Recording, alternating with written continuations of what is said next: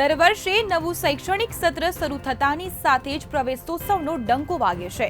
અધિકારીઓ મંત્રીઓથી લઈને IAS IPS અધિકારીઓ ફોટા પડાવે છે અને આ માત્ર દેખાડો જ બની રહ્યું છે, કારણ કે દર વર્ષે સરકાર પ્રવેશોત્સવના નામે લાખો રૂપિયા ખર્ચ કરી રહી છે, પરંતુ ગુજરાતના સરકારી શાળાની પરિસ્થિતિ દયનીય છે। ગુજરાતમાં શિક્ષણની સ્થિતિ ચિંતાજનક જોવા મળી રહી છે। રાજ્યભરમાં 40,000 શિક્ષકોની ઘટ છે અને સરકાર ભરતીની નિયમિત પ્રક્રિયા અમલમાં મૂકવામાં નિષ્ફળ રહી છે।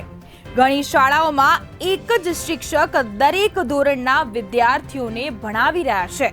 કેન્દ્ર સરકારના રિપોર્ટ મુજબ 2462 શાળાઓમાં માત્ર એક જ શિક્ષક છે। હવે વિચાર કરો કે શિક્ષણની ગુણવત્તા કેટલી હશે।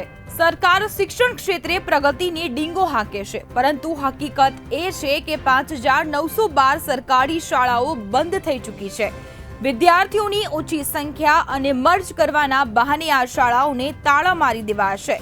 341 શાળાઓમાં દરેક ધોરણના વિદ્યાર્થીઓ એક જ ઓરડામાં ભણે છે। દેશમાં 25 વિદ્યાર્થી દીઠ એક શિક્ષકનો આદર્શ રેશિયો હોવો જોઈએ, પણ ગુજરાતમાં આ રેશિયો 29.1, ઝારખંડમાં 35.1, બિહાર 35.1 જેવા રાજ્યોની સરખામણીમાં પણ નબળો છે। આ આંકડાઓ દર્શાવે છે કે ગુજરાતના શિક્ષણનું સ્તર સતત ઘટી રહ્યું છે।